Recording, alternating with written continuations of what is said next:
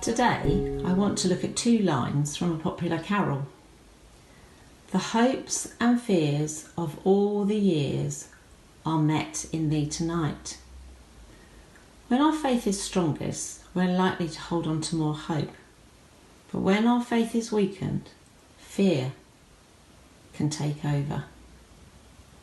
I don't know about you, but this has been a year of hopes and fears.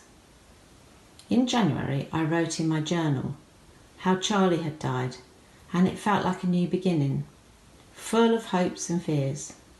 Not in my wildest dreams did I imagine the year that unfolded. I have this little tree, and I've decorated it with black and blue baubles. Black for fears and blue for the hopes and the blessings of 2020, because there have been many.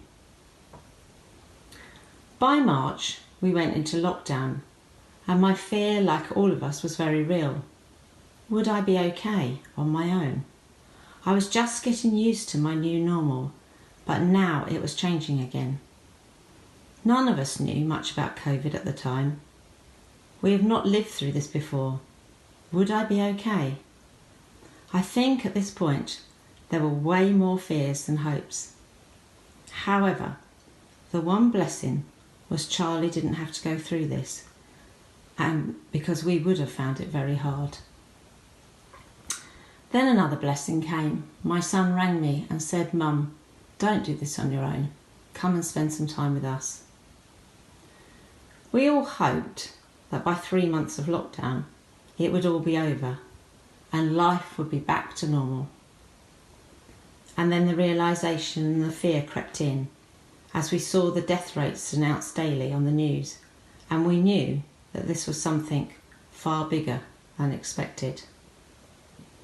We hoped and we feared technology.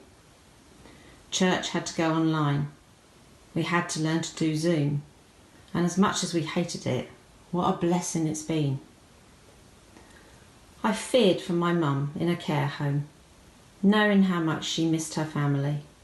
And even when we could visit, it was so hard, and honestly, I hoped and I prayed that the Lord would take her, and He did in August. The blessing of COVID was we were encouraged to hold her funeral outside, so we had it on my brother's farm, which was a place she loved. We feared going out.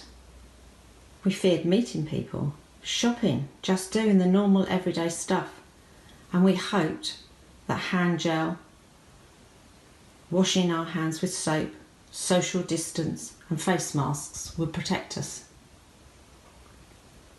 We hoped and we prayed that the government knew what they were doing, and at times we feared, did they? We feared for our jobs, for family, for friends and elderly relatives, and we hoped they would be okay. Parents had to homeschool the kids and work from home, and they hoped and they feared that they would all survive. We feared for everyone's mental health, and we hoped we'd all get through this. I don't know about you, but I hoped and I prayed that there would be a vaccine, but I feared it would take a long time.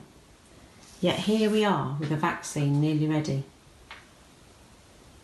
It's been such a rollercoaster of a year of hopes and fears, and I did this tree just to remind me how faithful God has been, and I encourage you to do the same. The hopes and the fears of all the years are met in thee tonight. God reminds us that He is with us. The birth of Jesus brought all the hopes and the fears of humanity together in His plan for our salvation. So this Christmas, with all its uncertainties, we can ask and allow Jesus to overcome our fears with His hope. Not the hope of, I hope so, but with the certain hope of, I know so.